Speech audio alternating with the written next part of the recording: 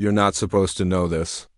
In 1856, beneath a three-story manor in Newport, they found something in the cellar, something so profane, it was erased from the town's records within 48 hours. 6 men went down. Only 5 came back up. The 6th name was never mentioned again. They called her Widow Adeline Morrow, recluse with inherited wealth, bloodlines older than the colony itself, and eyes that never quite blinked when you expected them to. Her mansion stood on Sycamore Hill, the highest point in Newport, a place where fog moved unnaturally, like it circled something that wanted to stay hidden. She hadn't been seen in public for years. Her staff rotated monthly, none lasted longer. The baker's boy said she only spoke in whispers. The undertaker said she bought coffins twice a year, but no one was ever buried. And on June 9, 1856, a scream was heard from the cellar, long, low, and guttural, like a furnace exhaling a human soul. Authorities arrived, hesitant, to Constable. Father Yarrow, a former priest turned enforcer for the city's quiet elite, was the first to descend. The others followed with lanterns and rifles. What they found was not a crime scene.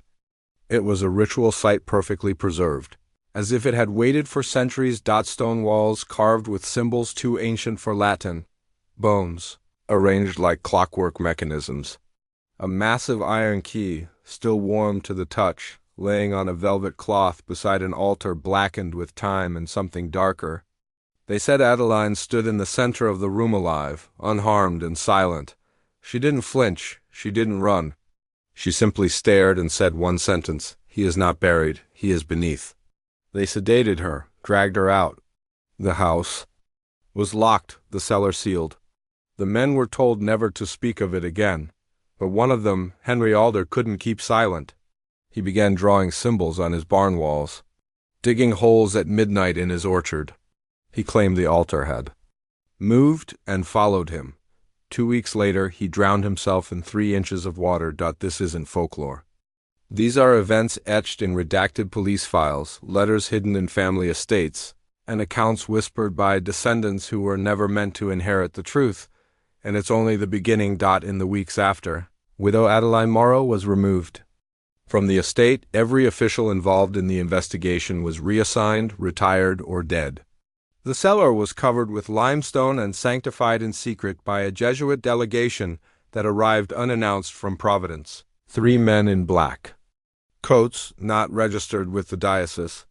They spoke no English, and they left behind no documentation. The Order of the Southern Veil, a name that appears nowhere in public records, yet resurfaces in every elite scandal tied to suppressed knowledge, took control of the property.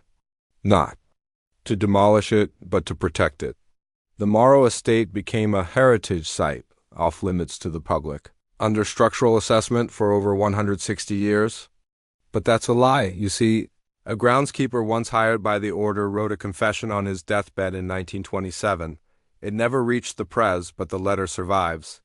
He claimed that beneath the cellar was not bedrock, but a chamber carved before the founding of the town itself. Older than the house, older than the colonies. Cut into stone with tools no modern man could recreate. It wasn't storage. It wasn't even burial. It was a containment unit. The altar was not symbolic, it was functional. Designed not to summon, but to suppress. To mute something still alive beneath the stone. Something that listens. The key they found, according to the confession, it wasn't iron, it was hematite, and it pulsed faintly when touched, like a slowed heartbeat. The velvet cloth beneath it bore embroidery that translated roughly to, "What lives in silence, feeds on prayer." The groundskeeper said he once heard whispers in the cellar. Not from above but below, Latin mixed with wet, animal tones, like someone trying to speak through water and teeth. When he reported it to the order, they didn't rebuke him. They promoted him, gave him a room in the manor, no locks, no mirrors, but he left after 3 nights. Said the windows showed places he didn't recognize. Said his reflection had started smiling when he didn't. You're starting to see it now, aren't you? By the time the house passed into the city's hands, 2 more people had vanished, both members of the committee assigned to reclaim and renovate the Morrow estate. Their names were James L. Dunning and Reverend Arthur Bell, no bodies, No notes, just gone, their last known location? The cellar, but here's what they don't tell you. In 1902, the city quietly ordered an exorcism of the property.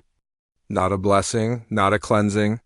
An exorcism performed not by a Catholic priest, but by a Babylonian ritualist smuggled in through Halifax under a false name. Why? Because the language carved into the cellar walls predated Latin, Greek, even Sumerian. The same symbols found in Petra Gabelli tape, and one unmarked stone hidden in the crypt beneath the Vatican archives.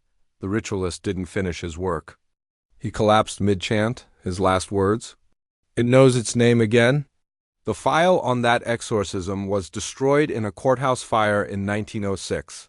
Only fragments remain, an invoice for 13 iron stakes, 40 feet of chain, and something listed only as infants. Breath, grade 3? You can't buy that, not legally. But it's used in necromantic rites to bind spirits to bone. Why would they need that?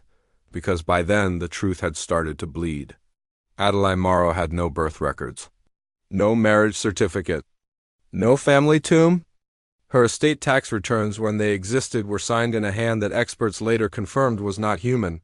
Loops too tight, angles too precise?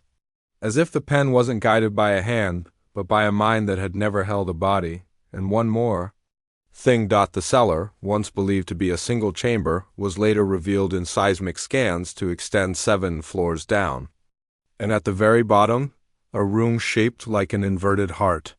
No walls, just stone ribs, no air, just pressure. And the scan malfunctioned before a full readout could finish. But the last frame captured one thing, a figure, standing, waiting, watching. Now I want you to lock this in. If you're still here, if you followed this descent, you're not like the others. You're no longer just a viewer, you're a witness. Comment below. He is beneath. Write it twice. He is beneath. He is beneath. Seal the transformation. And remember, the Morrow estate was never truly abandoned. From 1911 to 1944, it was leased quietly to an organization posing as a private medical society. No signage, no advertisements. Just a black iron gate, a sealed perimeter, and a single word etched into the plaque at the entrance: restoration. But the only thing being restored was the ritual. The men who came and went from that estate weren't doctors. They were recorders, observers, disciples of silence. Diaries recovered from a former housemaid speak of what she saw: infants delivered to the front door in crates.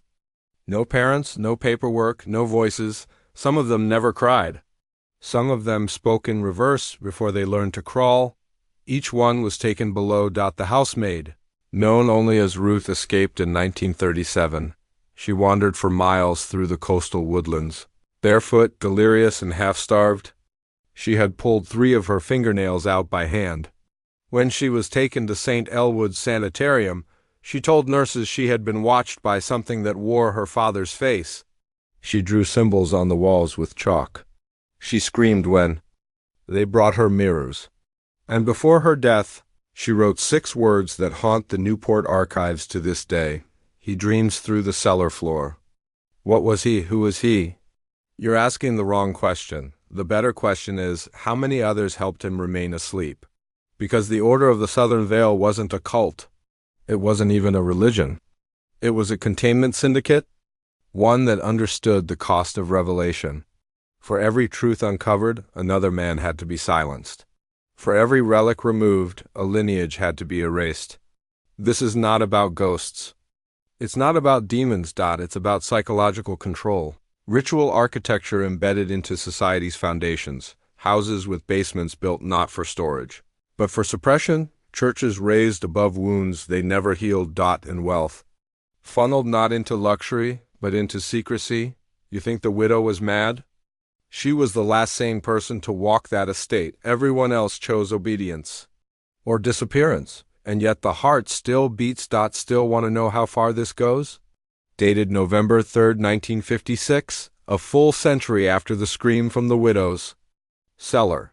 It was recovered from a private collection during an estate sale in Providence, buried behind a painting, sealed in wax paper and marked only with the word inheritance. The image shows the Morrow estate from the air. But what matters is the shadow. cast not by the building but by something beneath it.